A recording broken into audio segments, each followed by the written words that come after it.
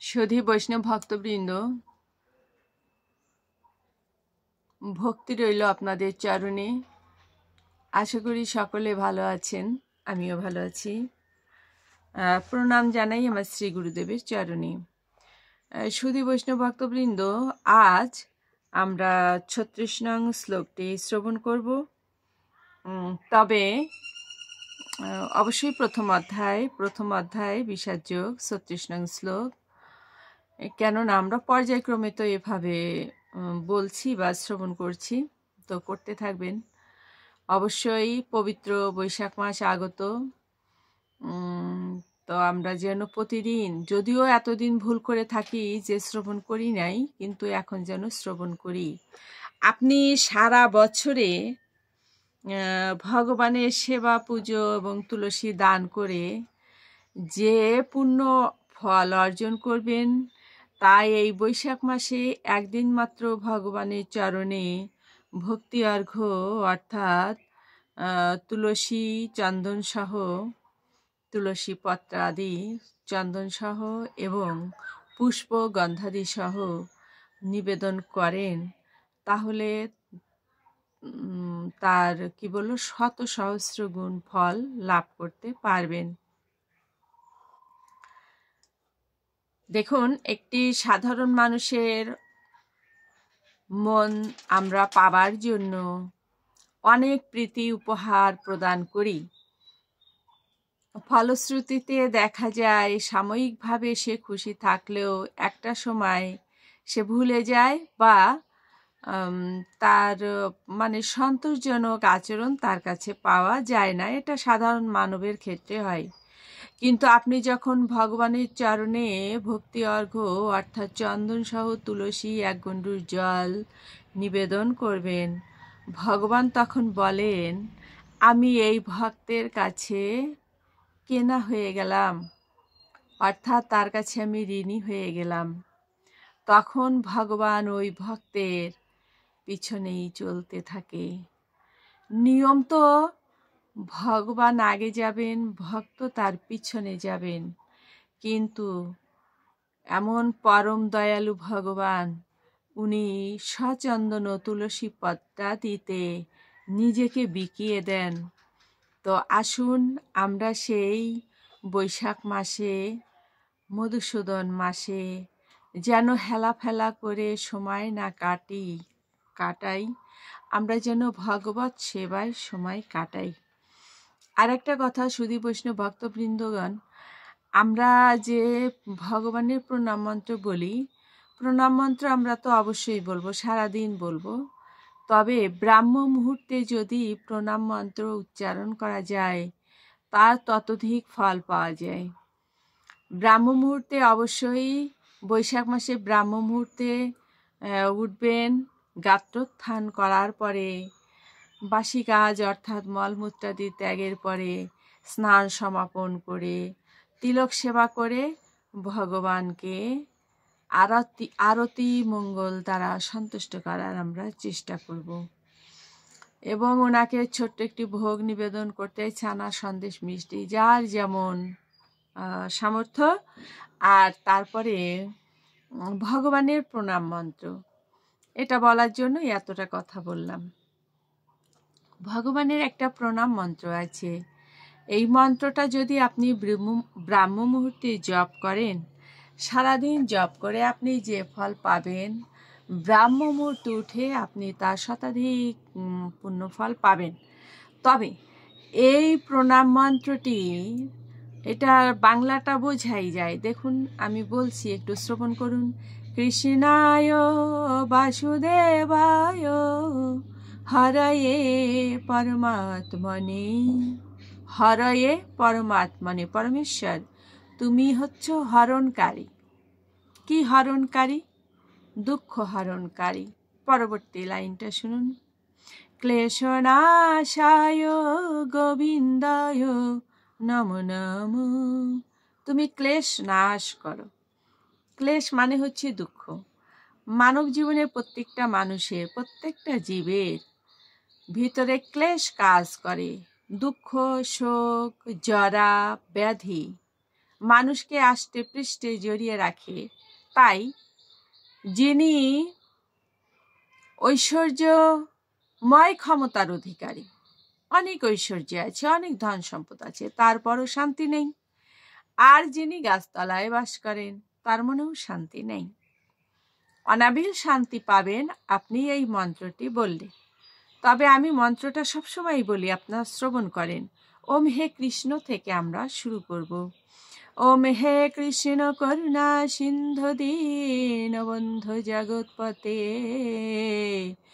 গোপেশ গোপিকা কান্ত রাধা কান্ত নমস্তুতে।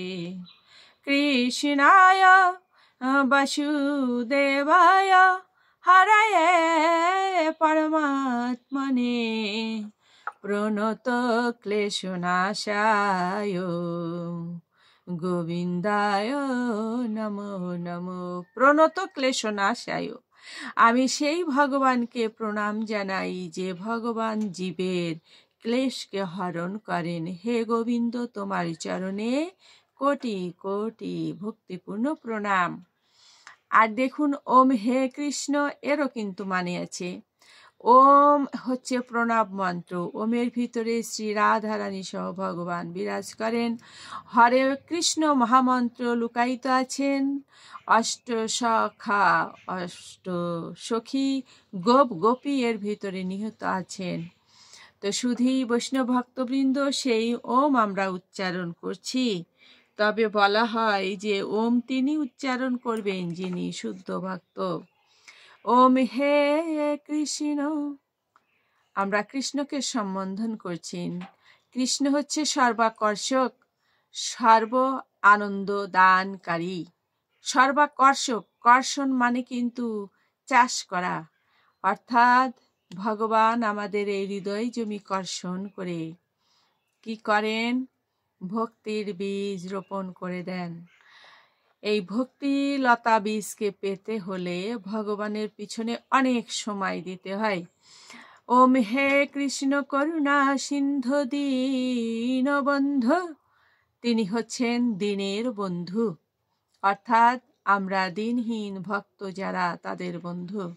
ওম হে কৃষ্ণ করুণা সিন্ধু দীনবন্ধু জগৎপতে, তিনি হচ্ছেন জগতের নাথ, জগদীশ্বর।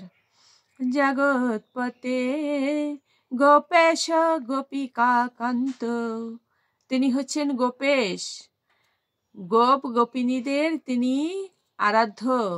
গোপেশ গোপিকা কান্ত রাধা কান্ত, তিনি রাধার হচ্ছেন বধূ, রাধার প্রাণেশ্বর, প্রাণনাথ। তো ভগবানের সর্বশ্রেষ্ঠ ভক্ত রাধা রানী। আবার শাস্ত্রে বলা হয়েছে রাধা রানী হচ্ছে ভগবানের বাম অঙ্গ, অর্থাৎ দুই দেহ, আসলে দুটো দেহ নয়, এক দেহ এক মন। তাই ওনারা লীলা করবার জন্য দুভাগ হয়েছেন।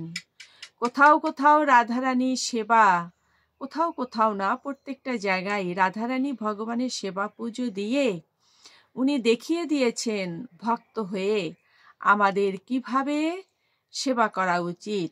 আর রাধারানীর বদনে সবসময় একটি নাম উচ্চারিত হতো, সেটা হা কৃষ্ণ হা গোবিন্দ। তো সেই হা কৃষ্ণ হা গোবিন্দ বলার কারণে ভগবান রাধারানীর প্রতি এতটাই প্রীত যে রাধা নাম, ভগবানের নাম উচ্চারণ করলে ভগবান যদিও বা না শ্রবণ করেন, রাধা নাম একবার উচ্চারণ করলে ভগবান ততপেক্ষা খুশি হন। এ কারণেই রাধা নাম উচ্চারণ করেই ভগবানকে প্রণাম জানানো হয়েছে। এই যে ভগবানের নাম, সুমধুর নাম, এই নাম আমাদের কর্ণে পৌঁছালো কে? পৌঁছালো হচ্ছেন শ্রী গুরুদেব। শ্রী গুরুদেব তিনি কি করেন? ভগবানের রূপ তিনি, গুরু রূপে তিনি কি করছেন? ভক্তের দ্বারে দ্বারে যে ভগবানের সেই নাম বিলি করছেন। তো আসুন আমরা সেই গুরুদেবকে প্রণাম জানাই।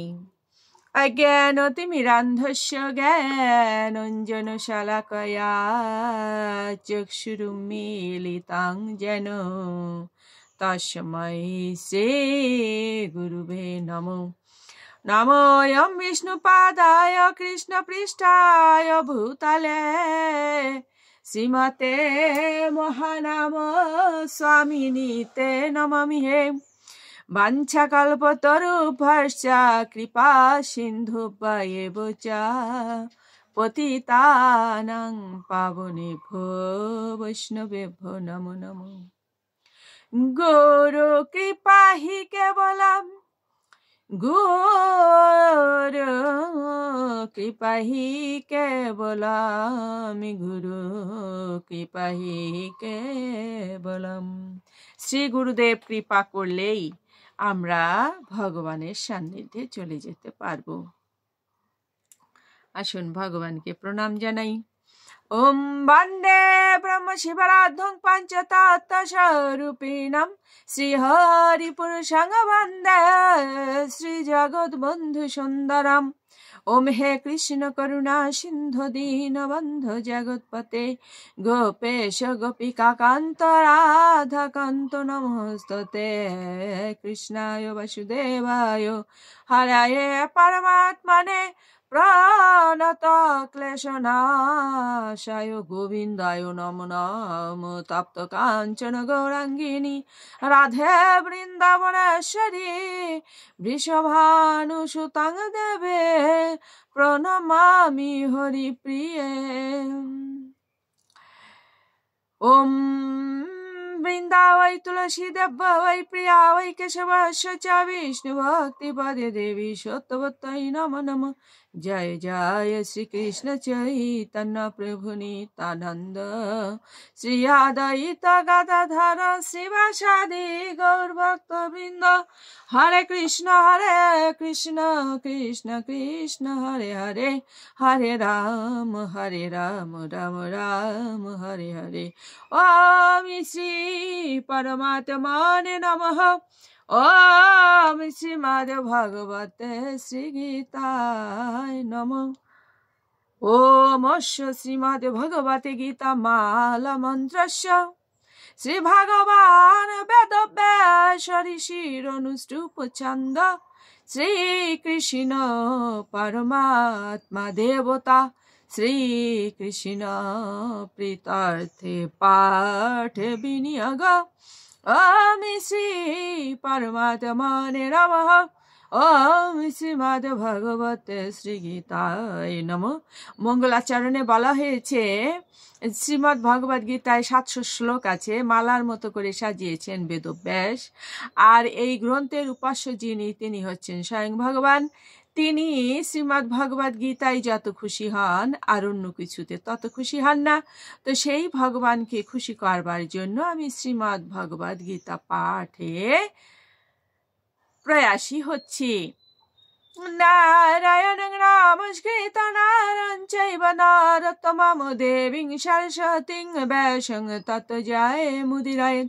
মূকং করোতি বাচালং পঙ্গং লঙ্ঘয়েৎ গিরিং যৎকৃপাতমহং বন্দে পরমানন্দ মাধবম। ওম শ্রী পরমাত্মনে নমঃ। ওম শ্রীমদ্ ভগবতে শ্রী গীতায় নমঃ। এখানে নারায়ণ সহ পঞ্চদেবতাকে স্মরণ করা হয়েছে। শ্রী গুরুদেবকে স্মরণ করে এই শ্রীমদ্ ভগবদ গীতা পাঠে প্রয়াসী হওয়ার জন্য এই মঙ্গলাচরণটি। তবে বলা হয়েছে মুখং করোতি বাচালং পঙ্গুং লঙ্ঘয়েৎ গিরিম। স্বয়ং ভগবান যাকে কৃপা করেন তিনি মুখ হলেও বধির হলেও কি করেন, তিনি কথা বলতে পারেন। যিনি বোবা তিনি কথা বলতে পারেন, যিনি পঙ্গু তিনি শুধু হাঁটতে পারেন তাই নয়, তিনি পর্বতও ডিঙাতে পারেন বা লঙ্ঘন করতে পারেন, এটা বলা হয়েছে। তো আসুন সেই ভগবানের কৃপা ভিক্ষা করি আমরা। তো মঙ্গলাচরণটা বলেই আমরা শ্রীমদ্ ভগবদ গীতা প্রথম অধ্যায় বিসর্জক 36 নং শ্লোকে চলে যাব। নারায়ণ নমস্কৃত নরং চৈব নরোত্তমং দেবীং সরস্বতীং ব্যাসং ততো জয়মুদীরয়েৎ মুখং করোতি বাচালং পঙ্গুং লঙ্ঘয়েত গিরিম यत्कृपातमहं वन्दे परमानन्दमाधवम्। ओम नमो भगवते वासुदेवाय, नमो भगवते वासुदेवाय, नमो भगवते वासुदेवाय। श्रीमद् भगवते श्रीगीताय नमः, श्रीगीताय नमः, श्रीगीताय नमः। श्रीमद् भगवद गीता प्रथम अध्याय विसर्जक श्लोक संख्या 36। पापमेव आश्रयेत् अस्मान् हतायेतान् आततायिनः तस्माद् न अर्हा वयम् हन्तुं धर्तराष्ट्रान् स्वबान्धवान् स्वजनां हि कथं हत्वा सुखिनः स्याम माधव। অনুবাদ: এই ধরনের আততায়ীদের বধ করলে মহাপাপ আমাদের আচ্ছন্ন করবে। সুতরাং বন্ধু বান্ধব সহ ধৃতরাষ্ট্রের পুত্রদের সংহার করা আমাদের পক্ষে অবশ্যই উচিত হবে না। হে মাধব, হে লক্ষ্মীপতি শ্রীকৃষ্ণ, আত্মীয় স্বজনদের হত্যা করে আমাদের কি লাভ হবে, আর তা থেকে আমরা কেমন করে সুখী হব? তাৎপর্য: বেদের অনুশাসন অনুযায়ী শত্রু 6 প্রকার। যে বিষ প্রয়োগ করে, যে ঘরে আগুন লাগায়, যে মারাত্মক অস্ত্র নিয়ে আক্রমণ করে, যে ধন সম্পদ লুণ্ঠন করে, যে অন্যের জমি দখল করে, যে বিবাহিত স্ত্রীকে হরণ করে। এই ধরনের আততায়ীদের অবিলম্বে হত্যা করার নির্দেশ শাস্ত্রে দেওয়া হয়েছে এবং এদের হত্যা করলে কোনো রকম পাপ হয় না। এই ধরনের শত্রুকে সমূলে বিনাশ করাটাই সাধারণ মানুষের পক্ষে স্বাভাবিক। কিন্তু অর্জুন সাধারণ মানুষ ছিলেন না, তার চরিত্র ছিল সাধু সুলভ, তাই তিনি তাদের সঙ্গে সাধু সুলভ ব্যবহারই করতে চেয়েছিলেন। কিন্তু এই ধরনের সাধু সুলভ ব্যবহার ক্ষত্রিয়দের জন্য নয়। যদিও উচ্চ পদস্থ রাজপুরুষকে সাধুর মতোই ধীর, শান্ত ও সংযত হতে হয়, তাই বলে তাকে কাপুরুষ হলে চলবে না। যেমন শ্রী রামচন্দ্র এত সাধু প্রকৃতির ছিলেন যে পৃথিবীর ইতিহাসে রামরাজ্য শান্তি ও শৃঙ্খলার প্রতীক হিসাবে সর্বোচ্চ স্থান অধিকার করে আছে, কিন্তু তার চরিত্রে কোনো রকম কাপুরুষতা আমরা দেখতে পাই না। রাবণ ছিলেন রামের শত্রু, যেহেতু সে তার পত্নী সীতা দেবীকে হরণ করেছিল এবং সেই জন্য শ্রী রামচন্দ্র তাকে এমন শাস্তি দিয়েছিলেন যা পৃথিবীর ইতিহাসে বিরল। অর্জুনের ক্ষেত্রে অবশ্য আমরা দেখতে পাই তার শত্রুরা ছিল অন্য ধরনের। পিতামহ আছেন, এখানে শিক্ষক আছেন, ভাই বন্ধু, এরা সকলেই তার শত্রু হবার ফলে সাধারণত শত্রুদের প্রতি যে রকম আচরণ করতে হয় তা তিনি করতে পারছিলেন না। তাছাড়া সাধু প্রকৃতির লোকেরা সর্বদাই ক্ষমাশীল। শাস্ত্রেও সাধু প্রকৃতির লোককে ক্ষমাপরায়ণ হবার নির্দেশ দেওয়া হয়েছে এবং সাধুদের প্রতি এই ধরনের উপদেশ যে কোনো রাজনৈতিক সংকটকালীন অনুশাসন থেকে অধিক গুরুত্বপূর্ণ। অর্জুন মনে করেছিলেন রাজনৈতিক কারণবশত তার আত্মীয় স্বজনকে হত্যা করার চেয়ে সাধু সুলভ আচরণ ও ধর্মের ভিত্তিতে তাদের ক্ষমা করাই শ্রেয়। তাই সাময়িক দেহগত সুখের জন্য এই হত্যাকার্যে লিপ্ত হওয়া তিনি সমীচীন বলে মনে করেননি। তিনি বুঝেছিলেন রাজ্য সুখ অনিত্য, তাই এই ক্ষণস্থায়ী সুখের জন্য আত্মীয় স্বজন হত্যার পাপে লিপ্ত হয়ে মুক্তির পথ চিরতরে রুদ্ধ করার ঝুঁকি তিনি নেবেন কেন? এখানে অর্জুন যে শ্রীকৃষ্ণকে মাধব অথবা লক্ষ্মীপতি বলে সম্বোধন করেছেন তা তাৎপর্যপূর্ণ। এই নামের দ্বারা তাকে সম্বোধন করে অর্জুন বুঝিয়ে দিলেন তিনি হচ্ছেন সৌভাগ্যের অধিষ্ঠাত্রী লক্ষ্মী দেবীর পতি। তাই অর্জুনকে এমন কোনো কার্যে প্ররোচিত করা তার কর্তব্য নয় যার পরিণতি হবে দুর্ভাগ্যজনক। শ্রীকৃষ্ণ অবশ্য কাউকেই দুর্ভাগ্য এনে দেন না, সুতরাং তার ভক্তের ক্ষেত্রে তা সেই কথা ওঠেই না। সুধী বৈষ্ণব ভক্তবৃন্দ, আমরা এভাবেই কি করব? আমরা শিক্ষা গ্রহণ করব শ্রীমদ্ ভগবদ গীতা হতে, যেখানে স্বয়ং ভগবান অর্জুনকেও শিক্ষা দিচ্ছেন, উপদেশ দিচ্ছেন, অর্থাৎ অর্জুনের মাধ্যমে জগৎবাসীকে অর্থাৎ আমাদের শিক্ষা দিচ্ছেন। শুধু বৈষ্ণব ভক্তবৃন্দ, আমরা যেন শ্রদ্ধা এবং ভক্তির সঙ্গে এই উপদেশ গ্রহণ করি এবং মেনে চলি। ওম শ্রী পরমাত্মনে নমঃ। ওম শ্রীমদ্ ভগবতে শ্রীগীতায় নমঃ।